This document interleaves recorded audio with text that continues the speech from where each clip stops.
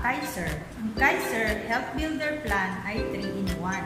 Para itong kape na kompleto na. Ito ang solusyon to all your major financial needs. If we die too soon, we need life insurance. If we get sick, we need health care. And if we live too long, we need investment and long-term health care. Ang Kaiser Ultimate Health Builder ay 7-year saving program. 7 taon mo lang itong iipunin at sa 7 taon na yan, walang masasayang. Dahil magkasakit ka man o hindi, lumalago ang iyong investment. Kaya din siya tinawag na long-term healthcare plan ay dahil hanggang sa pagtanda mo, magagamit mo. Hindi ito katulad ng mga traditional HMO na bayad ka ng bayad.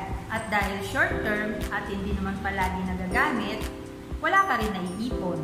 Kung may mangyari naman na hindi inaasahan, may life insurance naman na maaasahan ang pamilyang may iwan. Walang masasayang sa iyong sinimulan.